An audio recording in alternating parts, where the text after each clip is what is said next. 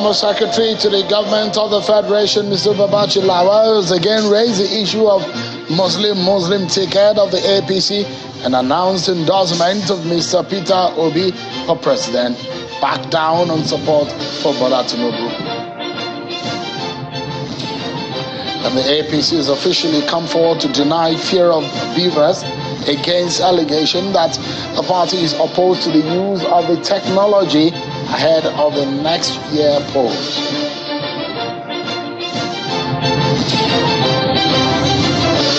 Hello everyone, welcome to the program. This is Politics Today, live on Channels Television. I'm Sean Kimale in Abuja. Let's get straight to it, everyone. It's 93 days before the presidential election in February 2023, where Nigerians will be able to elect the next president for the country. Nigerians are anticipating the opportunity to be able to exercise their franchise, and have begun the counting right here on the program, your nation's the #1 network.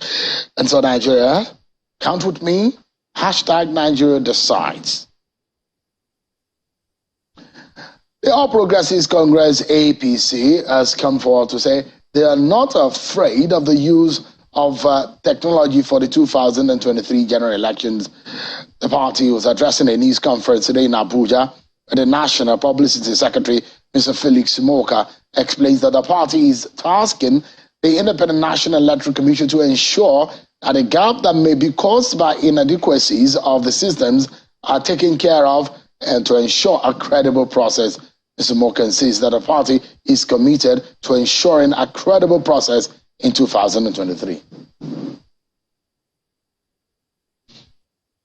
Senator Abdullahi Adamu did not kick against the deployment of beavers or electronic transmission of results as erroneously reported by sections of the media.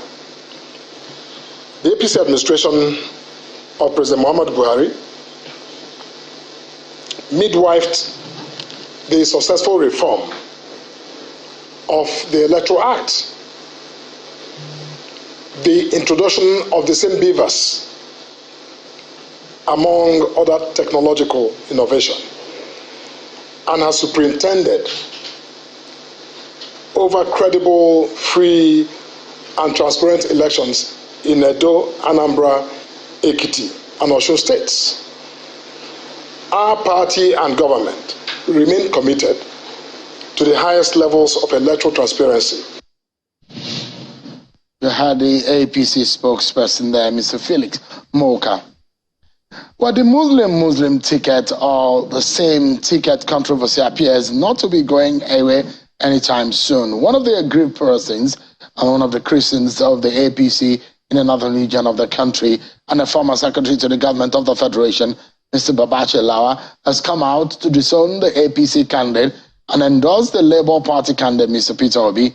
Mr. Lawa says his supporters should back the Obi Dati presidential ticket for the 2023 election. In a statement issued yesterday, quoted why we have chosen to endorse the Obi Dati ticket, signed by the former secretary to the government of the Federation, said that it came to the decision of supporting the Labour Party presidential candidate Peter Obi and his running mate Yusuf Dati Baba Ahmed after a painstaking review and analysis of the alternative tickets.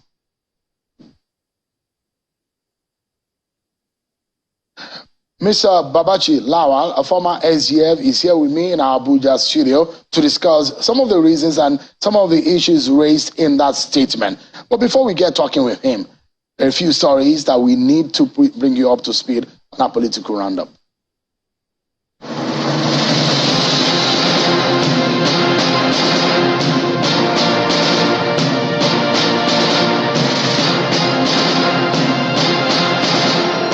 More trouble for the All Progressives Congress in Rivers State as a federal high court in Port Harcourt today disqualified Mr. Tonya Cole, the governorship candidate of the party.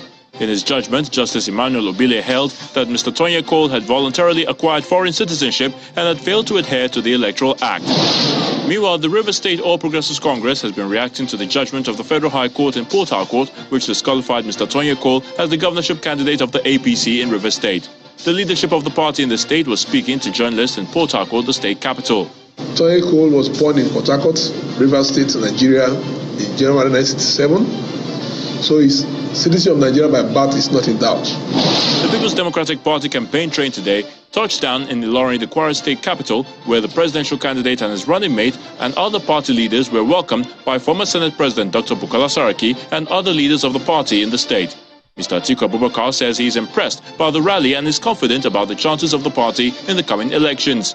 The presidential candidate of the PDP says the sum of $10 billion will be set aside in his program to tackle youth unemployment in the country if elected president. In our program, I have promised that I will set aside $10 billion to make sure that youth and women get employment. And the presidential candidate of the APC, Bola Ahmed Tinubu, led the party campaign today to Abakaliki, the Ebonyi state capital, to canvass for votes. The presidential candidate was received by the state governor, and thereafter, the presidential candidate was honored with a chieftaincy title as well. And the PDP G5 stormed Abia State, where they were hosted by one of their own, Governor of Abia State, Okezie Ikpeazu. The event was meant to kickstart Governor Ikpeazu's senatorial campaign, as well as the party's state campaigns for the 2023 general elections. The People's Democratic Party Deputy National Chairman of North, Umar Ilia Damagum, says he is confident that the 2023 elections will be free and fair with the introduction of BVAS. Addressing supporters of the party at the zonal rally of the PDP in support of the presidential candidate of the party, Atiku Abubakar, and the state governorship candidate, Mr. Sharif Abdullahi, notes that absence of BVAS in the previous elections paved way for rigging of elections won by the PDP. The coming of this new electoral act, we are very, very sure and optimistic that there will be change of government come 2023, God willing. The Forum of Young Presidential Aspirants for the 2023 general elections is demanding at least 70% of ministerial appointments for young people in the next administration. The group is asking presidential candidates from the 18 political parties to ensure that at least 70% of young people are appointed as ministers or ministers of state in the new government that will be formed by whoever wins the 2023 presidential election. Youth participation in government must be taken serious. We can't have a situation whereby we have 80 or 90% of the ministers being 60 years, 70 years, 50 years old. It doesn't work that way. They should not give ministers to people who are above 70 years to continue leading us. Justice Emeka Nwite of the Federal High Court in Abuja has struck out a request seeking to nullify the candidature of Bola Tinubu for the 2023 election. The Action People's Party had taken the All Progressives Congress presidential candidate before the court, alleging that he submitted false information to the Independent National Electoral Commission in his Form EC9. Also in Adamawa State, the Court of Appeal has reversed the judgment of the High Court nullifying Emmanuel Bacha and Aisha Bidani in the elections as the governorship candidates of the All Progressives Congress for Taraba and Adamawa States. In a judgment led by Justice Tani Hassan, it set aside the judgment of the Federal High Court in Yola, which sacked Aisha Bidani as the governorship candidate of the APC in Adamawa State. The court also directed the APC to forward the names of Emmanuel Bacha and Aisha Bidani to the Independent National Electoral Commission as the authentic governorship candidate of the party.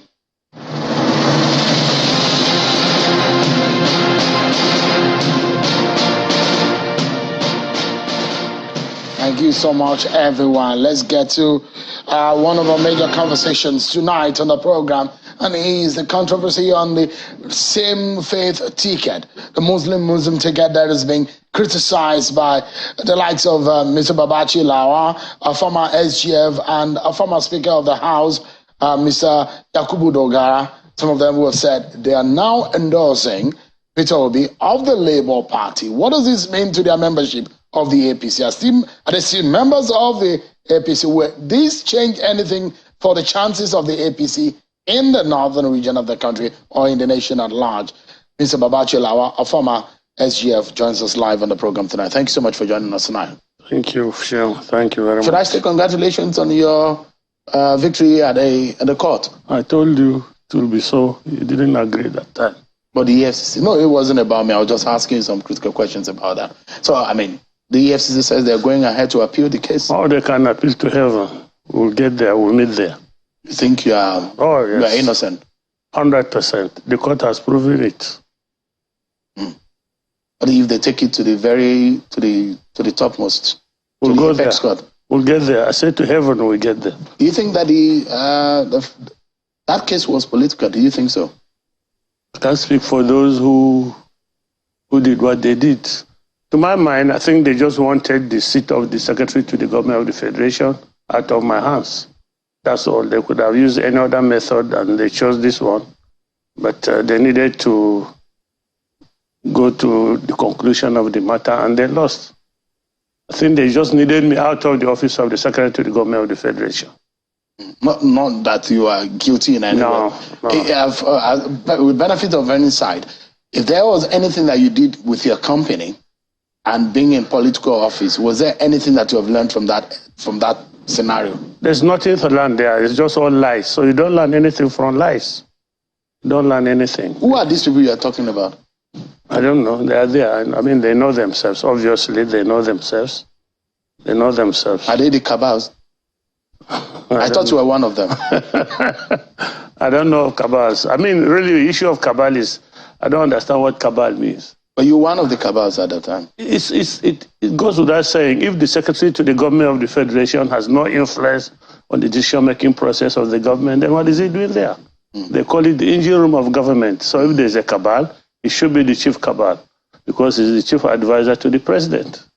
But I mean, you were very confident that you were, at the time you questioned who is the presidency at that time. Yeah. That was a very strong soundbite. Yes. And people thought that maybe you were arrogant about it. That's the problem. They thought that maybe you thought that you were untouchable. Shaun, we've discussed this before. That is their problem. Look, if you have time, I'll go back through it again.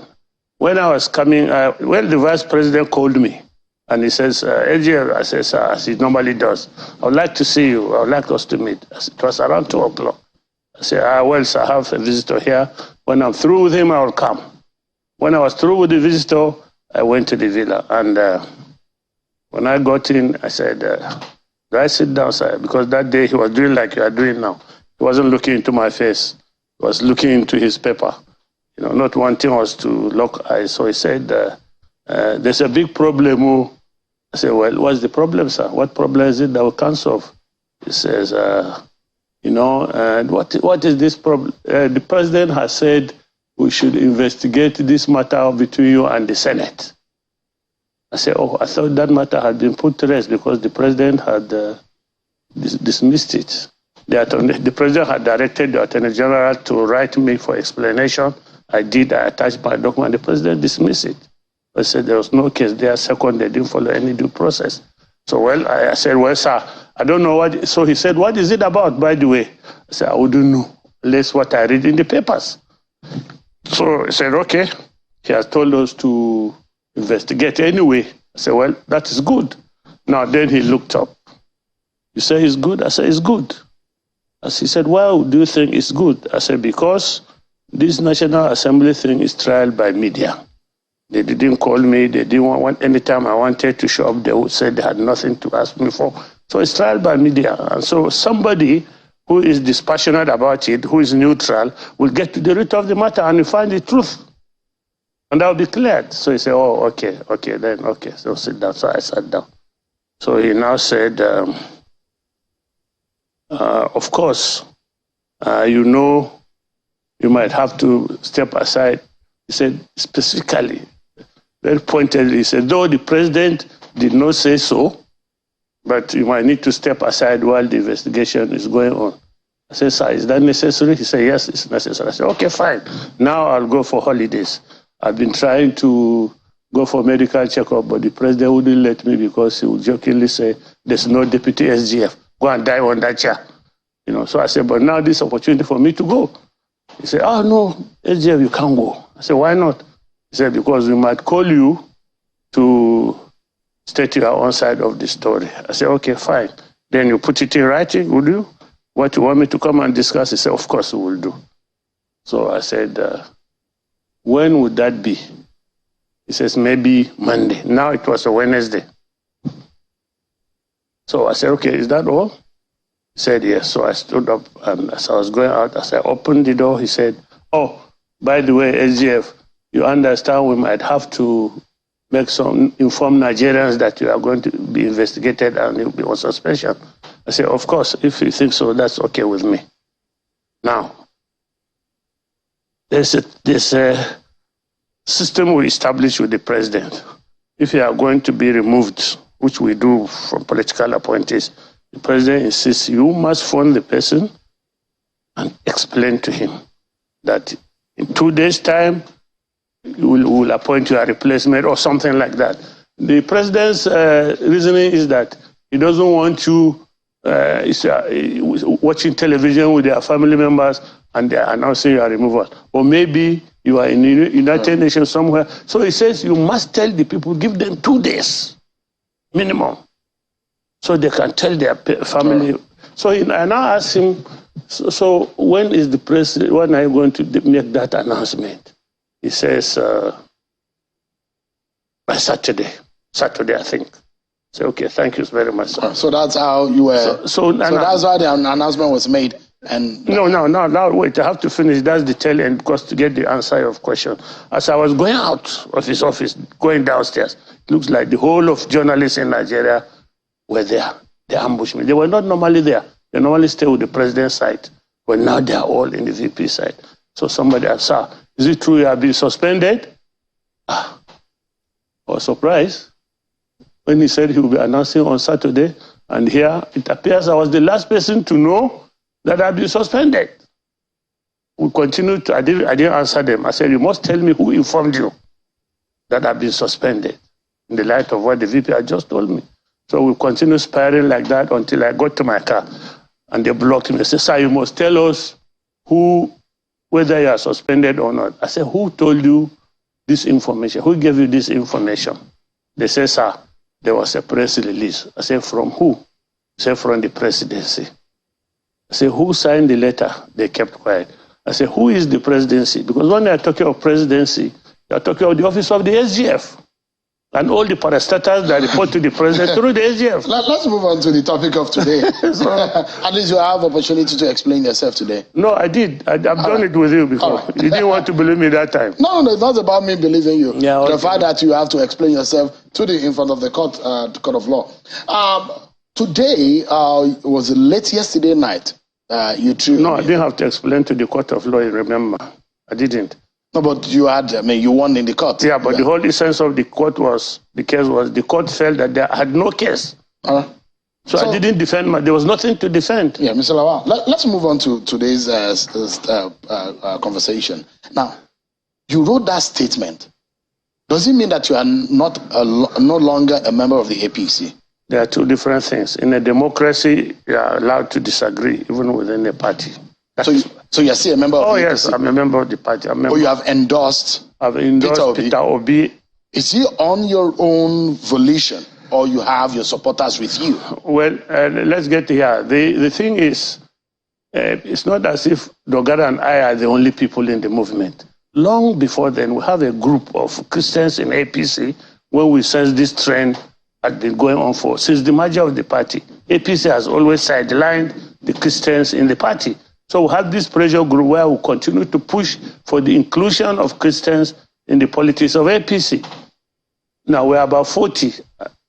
So when I came here and I said the Muslim ticket was dead on arrival, that was the first public comment on this matter nationally.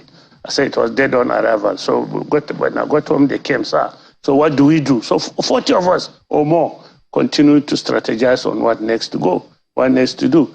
And as we went on, of course, there were some who still felt that we could have an accommodation with the APC if they are nice. Or some would say, maybe let's do PDP. Some would say, let us do Labour, and so on. So we took time to analyze the political terrain.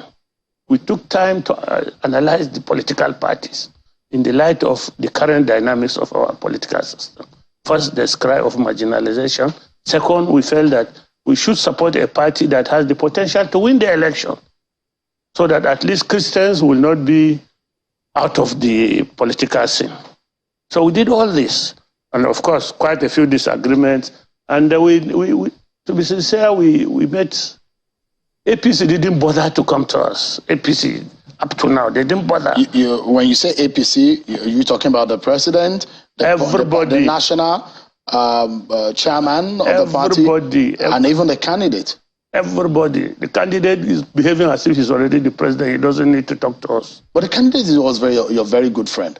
He's my very good friend. Immediately after his emergence, I mean, I saw some activities with yourself. Before his emergence, even long before Tinubu thought he wanted to be president of this country, I was one of those who encouraged him to feel he's qualified to be one. Long years, even before I became SGF. So you guys are no longer friends any longer? No, politics can't separate friendship. Friendship is much more than politics. Do you speak with the issue is very serious. The issue is this. We, the Christians in the North, failed. We have been maltreated. We have been insulted. Our religion has been denigrated. As a people, we have been told we have no capacity. And so we feel insulted. We feel our religion has been insulted. And so anybody that has the tendency to do that, we have no business supporting him to be the president of the country, where the whole paraphernalia of government will be at his beck and call, which he can use to further humiliate us, oppress us, and maltreat us. So the issue is very existential. Do we want to survive, exist as a people? Do you think that Christians are marginalized and oppressed at the moment? Oh, my friend, it's terrible. I give you some few examples. They're very common one you can check on the internet. There are 27 federal universities in Nigeria. In the North, I mean. So there are 27. Both military, civilian. There are only 5 Christians who are vice chancellors out of 27. Polytechnics, the same thing. College of Education, the same thing. Specific examples. Since Ahmadu Bello University was founded, the first VC, Professor Ishai Audu, thereafter, they never allowed any other Christian again, until Professor Saro. And it was they didn't even allow Saro to finish his tenure. Every university, as you are now, if University of Usman Danfodio University VC is vacant, no Christian will ever be considered to be a vice chancellor. Bayero University, University of Maiduguri, Tafawa Balewa University, even Modibo Adama University in Adamawa, 42 years in Adamawa State, a Christian state. No Christian has ever been vice chancellor. No Christian has ever been vice chancellor of Tafawa Balewa University. That's how it is, 42 years. No. Now, when you become a vice chancellor on the basis of the fact that you are a Muslim, it goes to show that you are expected to perpetrate the same policy. Do you think that the religion was a consideration on merit? Religion is a consideration. If you go to any government office, federal government office in this country, in Abuja here, you will find Christians grumbling. Oh, we will not be, they didn't send us on training because we are Christians. This place, they don't promote you because you are Christians. This place, they don't allow you to go on tour so that you don't get allowance. It's everywhere. You don't get contract because you are Christians. It's everywhere. It is endemic. It's everywhere. Every Christian in the North is a victim of this. So your choice of Peter Obi, because Peter Obi is not the only Christian on the ballot. I mean, there are other political parties, and there is the Atiku and Okonkwo there, and there is the SDP candidate, there is Sowore and his party. Peter Obi, why the choice of Peter Obi specifically? First of all, we are politicians and we are realists. I told you that we want to support a political party that has the potential to win and potential to rule, and then to address all the other dynamics of the society. What are these dynamics? I've narrated one. Marginalization, there's insecurity, a cry of all inclusiveness. So you look at it, there are only 4 political parties that are worth our discussion. And we've discussed with them, except, as I said, you are a big friend, the APC, the big party. So, and they have all shown a good inclination. Okonkwo is a good material for presidency, for example. We discussed with him. But we looked at his system, the tendency, the chances of winning the election based on our parameters is very small. We looked at the Labour Party, we think the chances are very, very big. And we think that a party, a government run by Peter Obi and Deti will give Nigeria the desired peace. In fact, it will win us from this oligarch. Did you get any commitment from Peter Obi before making your decision? Look, we don't need a commitment. The issue is very simple. If you go to every Christian village in Nigeria, they will tell you, there might be no candidate for the other political posts, but they will tell you we are doing Peter Obi. If you go to church, people like us, when they discuss politics, we are doing Peter Obi, everybody is doing Peter Obi. So what do we do? Are you still an active pastor? Yes. So what do you tell your congregation about the situation of things, and as a politician and as a clergy? Yes. What do you tell them? On what one? On this basis, on your decision? I'm a Christian. I'm a member of the society. The worldview of the church group is what influences my worldview. We discuss. Is this a popular decision of the church? Very, in the north? Extremely popular. Extremely. Of course, I can tell you there are still some Christians who are hanging around APC, of course, for whatever is their own reason. We don't begrudge them. Some are in PDP. But everywhere for the average Christian rank and file in the north, they are Labour Party. I know you've been a politician for several years, and you perhaps will understand the dynamics of how to win an election. Yes. The PDP and the APC, they do not think that Peter Obi stand a chance of becoming next president. So every politician thinks that he's going to win an election. That is why he's there. And for some reason, the mindset will be people tell you that you are the only person that can win. The parameters they use to assess their viability, it's only them know about it. That's why when Nigerians lose election, they tell you that they were rigged out, because them and their close circles didn't bother to find out the thinking of the larger community. Let's glean from your experience, Mr. Lawal, tonight. Perhaps there's something that you're saying that a lot of those who do not think Peter Obi will win are saying. Yeah. What gives you the confidence that Peter Obi will win the election, and which part of the country do you think the votes will be coming from? Now, my own thinking is that this election will go to a runoff. It won't end on the first ballot. It might not. The chances of it ending on the first ballot is slim, but it is there. But one, APC is not on this ballot. Really? Yes, APC is not on this ballot. What makes you think so? That's what I'm going to tell you. APC, as I told my friend before this ticket came up, I said, if you are going to do a Muslim ticket, the consequences is this. Every Christian in Nigeria will feel slighted. Not only the North. For every Christian all over the world will feel slighted, their religion insulted. The fact that you think there's no Christian capable of doing this. And the fact that you have broken a non-convention. It's always been Muslim, Christian, Christian, Muslim. But you, for some reason, will break this convention, and so Christians will take it personally. So you will not get any vote from any Christian somewhere.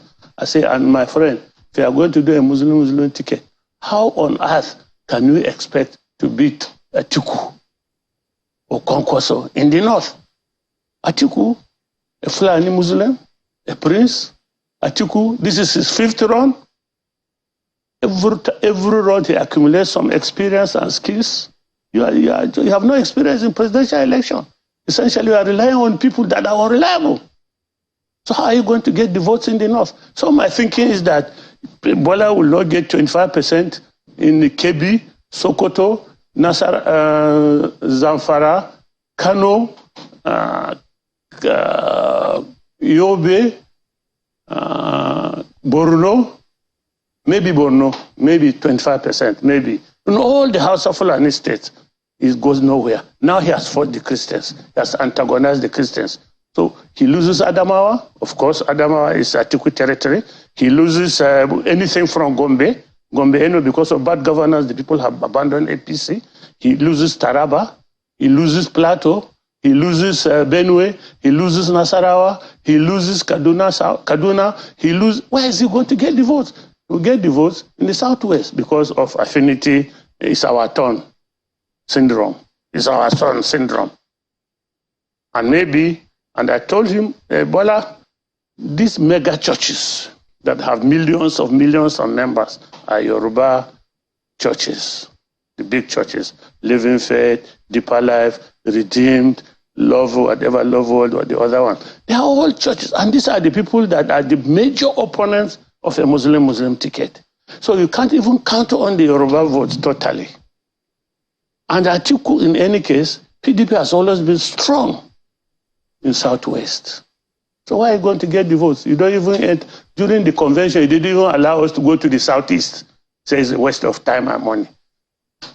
South is not his territory. So why is he going to get the votes? So they are there. If they like, they come third. depending on how Kwankwaso does, because Kwankwaso will do well in terms of 25% in most of the Hausa states, particularly Kano, Jigawa, Sokoto, Katsina. Will do well.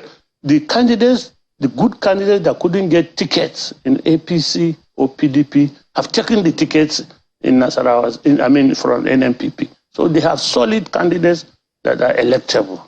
So they will do well. Atiku, of course, will clear most of the northern states. Atiku will clear some states, maybe 1/4, 25% that he gets. So Peter Obi, whatever he must tell you, they will vote Peter Obi. He has 5 states there. Peter Obi will get 25% in the 6 South states. Peter Obi will get 25% in the North Central states and part of the Northeast. Southern Gombe, they will do Peter Obi. They don't want to hear any other party there. Adamawa, rank and file, the Christians, they don't want to hear any other party there. It's part of the fact that it's under Atiku territory. But some of the big guns in the APC don't think that you have any weight at all, you and your friends. We don't have weight, but they are panicking. Are they? Panicking? They are panicked. Why are they manufacturing fake bishops and the fake Christian organizations to address? It's panic, total panic. See, when I look at my friend on television, I see I know what I see. I see somebody in the generation. Who is that? Bola. He's not the Bola we used to see. Every Nigerian will look at Bola degenerating on TV because of the tension. For the first time, I think it has hit him that he will not win this election. On the final note, Mr. Lawal,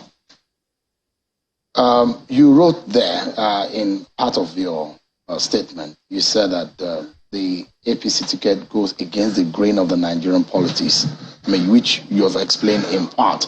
And you said, surely APC's same-faith ticket is intended to shame Christians and bestow on them and their religion a second-class socio-political status in their own country. And for those who think, well, we believe more in the character and the ability to govern, perhaps not on ethnicity or religion. On what are you going to govern? In a divided society, who are you going to govern? Society that is at war with its internal self? How? How are you going to govern me if ab initio you've denigrated me? Even the section 97 of the Electoral Act forbids anyone to campaign on the basis of ethnicity and religion. Yes, but why did Bola do it then? Why is APC doing it on the basis of religion? And why are they campaigning on the basis of ethnicity? He says it's his turn, it's the town of the Southwest, and in Southwest it is his turn. Is that not ethnicity? Should Peter Obi not win this election, what would you do? Me? I get nothing from politics, my brother. I'm a farmer, very successful one. I get nothing from politics. All right. Mr. Babache Lawal, former SGF, thank you so much indeed for coming tonight and explaining these issues. Thank you very much. I appreciate it. We take a break, and when we return, we'll be hearing from one of the spokespersons of the Peter Obi and Labour Party. Stay with me, everyone. More on the chances of Peter Obi, this endorsement that he's getting. How are the chances going to turn out in this election? Stay with me. Kenneth Okonkwo will be joining us next. A growing support base for Mr. Peter Obi, who has been criticized heavily of lacking a proper structure, political structure to win a presidential election in Nigeria. These growing influences, what are the chances, real chances of the Labour Party, a party that is witnessed more than ever before this kind of influence at the center? Perhaps it has not gotten this kind of opportunity to fly its color in this magnitude in the last few years. And the issues raised in this election also get our attention ahead, in the last few days of the campaign. Mr. Kenneth Okonkwo, a lawyer, actor, and spokesperson of the Peter Obi presidential campaign organization. He joins me live here in our Abuja studio. Thank you so much, Kenneth, for joining us tonight. Yeah, thank you very much, and thank you, viewers at home, for joining us. I guess you must be grinning in the waiting room when you were listening to the endorsement from someone like Mr. Babache Lawal.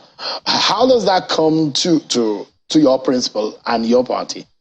Well, it is very exciting. it is a confirmation to what I've always told you, that P2B is the only option. And this was the conclusion that Babachiri Lawal reached. That after deliberations, they came to the inevitable conclusion that the only option was Obidati presidential ticket, because it represented the equity, justice, and fairness, which is the foundation that the competence, character, and capacity of these two gentlemen will be built on. You know the reason why at least Atiku Abubakar was feeding them with ethnic jingoism. Northerners should support the North when they have not even seen any benefit that their Northern Muslim brothers have been governing them. Whereas Tinubu has caused the greatest disaffection and division amongst them on religious line. P2B went to the North and offered them immediate, decisive, and long-lasting security. P2B offered them that farmers will go back to the farm and that the North will be turned to the next oil and gold. P2B offered them that there will be a Marshall Plan for education that will make the federal government intervene in collaboration with the state government and international community to ensure that in the North you have free access, easy access, and affordable access to education that will transform North from being the region that has the greatest out-of-school children from school to becoming a wonderful section that is education compliant. P2B offered them that there would be an incentivization of the resuscitation of the cotton and textile industry, which has been moribund, and that the value chain, cattle value chain, they will be obtaining their $1 billion share out of the $75 billion in 2025. P2B offered them expansion of the infrastructure, solar energy, wasting in the North, etc. But above all, P2B assured them of adequate representation and equitable appointment in all sectors of the economy. Equitable appointment meaning the Muslims and the Christians will be adequately represented in his government, because he is coming in under the foundation of equity, justice, and fairness. I mean, you're a lawyer, so you understand the chapter 2 of the Constitution, where it talks about the values and the ethos that brought this nation together, and those who feel religion and ethnicity has been used as tool to divide this country and its politics for far too long. How does it make you feel as a person, knowing full well that these two tools again had reared its head in our politics just as the election is coming? Oh yes, that is the sad point of it. Initiated by Atiku Abubakar and Bola Tinubu, Atiku Abubakar could not even allow a tweet that was written for him, like every other thing is written for him and Bola Tinubu, including their manifestos, which they do not even know the contents. He could not even allow the tweet that condemned the burning alive of a young Northern Christian lady, Deborah Samuel, just because of religious bigotry. How do you expect these people to support you? Bola Tinubu came out publicly to say, no Northern Christian has the capability, the competence, the capacity to be his deputy. What an insult. They have balkanized this nation into ethnic and religious division. So you do not support anybody using those tools? I resigned from APC. Basically, the immediate cause was the Muslim ticket. In a nation that has more than 100 million Christians. But what about... how do you... Just a moment. Your candidate has been going to churches. Yes. And those who have criticized here said, look, this is what we're talking about. Those who are using the churchy and the mosque and the ethnic tools and those kind of tools to impress the people. Should we use those kind of tools anyways in our politics? My candidate is not using any tool. He's a Christian. He goes to churches. Dati Baba Ahmed is a Muslim. He goes to mosques. We are everywhere. Who will go to the church in APC? That is the whole idea of participation, involvement, giving people a sense of belonging. Should you be using the church platforms to preach for your party or your candidacy? No. That's the question. You go to your church. And that when he goes to church, I'm asking he goes to worship question, God. I mean, because yes. Equity, I mean, you have explained that tonight, that you don't think that ethnicity and religion should be brought into our politics. But the question is that your candidate is seen going to churches also. Should we be using these religious platforms at all for any form of politicking? Well, you're missing the point. Democracy is a representative government. Christians should be represented. Muslims should be represented in accordance with our constitution, that you don't leave anybody behind. P2B goes to church to worship God, does not go to church to campaign for politics. Just like Dati Ahmed goes to mosque to worship God. And that is the beauty of participation. So everybody should be actively integrated according to the constitution of Nigeria. So in politics, it's about representation. Then going to church is about worshiping God. In APC, nobody will go to church. In the presidency, to worship God, unfortunately. And it's unacceptable to Nigeria. The Nigerian constitution, the Nigerian people. And the Northern Christians are rightly rejecting that ticket.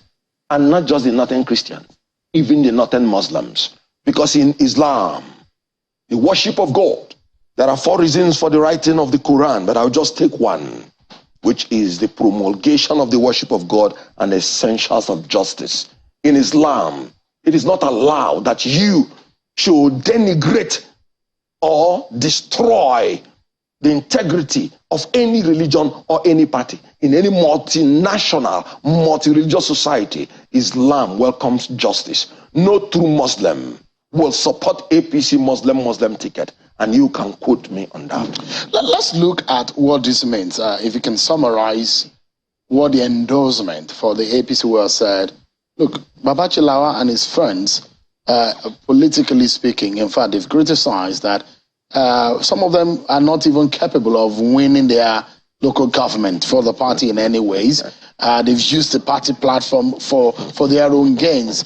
So they really, according to them, they said they don't care to respond to the agitation of the Babachi Lawa and his friends who are agitated about the same faith ticket.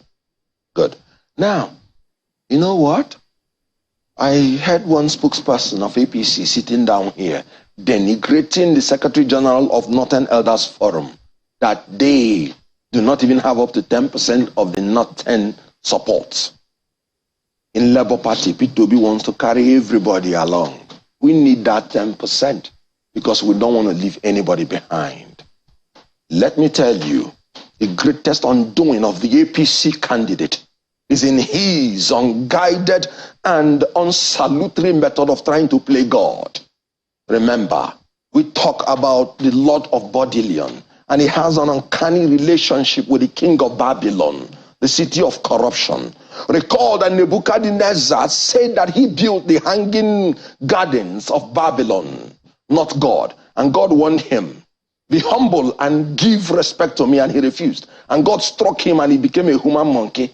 This is a presidential candidate who is arrogating to himself that he is God. He said, I single-handedly made Buhari president. That's a blasphemy in Quran and in Christianity. That was the first time he fell out with Babachiri Lawa. Babachiri Lawa said, don't play God. You are arrogant. And that was what fell out between him and Rauf Aregbe Shola Ogbeni, who said, you are playing God. And it is not supposed to be so. Remember what Rauf said when the Osun election was concluded. He was abroad. And he said, he quoted the Bible. All powers are ordained by God. And he giveth it to whoever he wishes, including the basest of men. But look at Bola Tinubu claiming that he is God. Whoever votes for Bola Tinubu is not a true Christian or a true Muslim, because he has blasphemed the Quran and blasphemed the Bible. In Quran, they said, all powers belong to Allah, and Allah giveth it to whomsoever he wishes. If President Buhari supports Bola Tinubu, he is not a true Muslim, because Bola Tinubu has said he single-handedly made Buhari president, which is a blasphemy in Islam. That is what is killing them. They don't have respect for people. Babachiri Lawa told you that Tinubu is already feeling that he is the president because he is playing God. In the whole Yoruba land, he said it is his turn when it comes to Yoruba land. Who told him that? Ayo Adebanjo, the revered leader of Afenifere, was in Ibadan, the capital of the Southwest, to tell the Southwest that Peter Obi is the next president of the Federal Republic of Nigeria. So wherever you go to, in any pool you want to describe, Peter Obi is the chosen person because he's a man of character, capacity, and competence. And his candidacy is built on a foundation of equity, fairness, and justice. I mean, so aside this, the endorsement, and I saw what happened yesterday in Ibadan, was that outing an impressive one as far as you're concerned? Very fantastic. I've not seen such level of loyalty. Remember, our jet was grounded. Those people were there from 9 a.m. in the morning, and by 5 p.m. they were still eager to wait for their next president. I was so pleasantly surprised. How was your jet grounded? Oh, it was grounded for regulatory reasons. There was unfortunate issue of the documentation not updated the way it ought to be updated, and that is coming from the vendor, because this is between the vendor and the federal government. And you recall that my principal, one of his cardinal points on the 7-point agenda, is restructuring through effective legal and institutional reforms that will prevent corruption, maintain rule of law, and ensure effective governance. So if it is regulatory, it means there might be an order or a law or a rule which may have not been confirmed to. And my principle will be the last to encourage any desecration of the law, no matter how small, even though it was a political ambush. Because why wait until the morning of our proceeding to Ibadan before you ground our jet on a documentary thing that you should have just called? So you think it's political? There is a political witch hunt under the regulatory reason, because you could have just called them and dialogued over it. When you're dealing with a political opponent, you have to be very careful. But we're not complaining, because we are a rule of law party, and my principal is not willing to breach any law. When he comes to governance, he's going to strictly adhere to the rule of law. So I am not going to tell you that my principal will not do the same thing if he is the president, but he is going to be mindful that when dealing with political opponents, you have to give them notice. You don't have my guest yesterday, and there's a way of us just summarizing and wrapping up this conversation. My guest yesterday said that considering what the governor of Anambra said about your candidate, that no one will buy him I wanted to quote verbatim what he said. Yeah. But if you watch the program, you understand exactly what the man said. Yes, I did. Based on the testimony of the governor of Anambra State, you know, that, and he has said it in the article that he released, that in some way that Peter Obi is helping Bola Tinubu to win the election. You know, he said he's challenging Mbafo. So bikono rap Mbafo obala asele jebena afia. English is that. You know what? Mbafo is those local gossips. That's why you hear Mbeke Mbafo, local gossips. So he said he is Mbafo, meaning the son of a local gossip. So allow him to continue his gossip in Afo market. As a governor of the state. That is because he reduced himself to scavenging on the excreta of the social media. Doesn't he have the right to express his opinion? His opinion about the state of the race. His opinion you must can be as well say that your candidate will win against the other candidate. That's you have a right and the freedom to express your opinion. That is not even the problem. The problem, when you were questioning him, was he said investment meant nothing. We were not talking about, that was what generated the issue. What if that is the case? No, it is not the case, because in his own letter, in paragraph 14, 15, 16, he was eulogizing his own investment. How can your own investment be good and another person's investment is bad? That's political witch hunt. That is double standards. That's lacking in character. That is lacking in wisdom. He's a man in search of character, in lack of character, and in lack of wisdom, by professor, or his name or her name is Ngozi Okonjo-Iweala. Let's wrap up now, yes. And in just about 15 or 10 seconds. Yes. If you look at how your candidate, I'm very sure that you're already sitting and analyzing how he's going to win. If you're analyzing how Peter Obi is going to win this election, by what margin and where do you think he will put the surprise? Oh, well, like I said, it's becoming a phenomenon. He's becoming the Nigerian candidate. When I sat here and told you we have all the structures, people were saying that I was just jiving. Today is no longer a jive. The whole Muslims are with them. Yes, because the whole Muslims cannot understand why a Tinubu can no longer even cognitively align his thoughts to make coherent sense. Would you want such a man who is blah blah, Buhari, church rat, eating unpoisoned Holy Communion? God bless PD, APC, a non-existent party. Would you want such a man who has become a food for comedians and creating comic relief to stand shoulder by shoulder to other presidents in the world? No, it is not acceptable. We're out of time. But thank you so much, Kenneth, for coming tonight. Kenneth Okonkwo is the spokesperson of the Labour Party. Thank you so much indeed for coming tonight. Thank you very much. That's our show for tonight, everyone. Many thanks for watching. I'm Sean Okimbale. God bless Nigeria.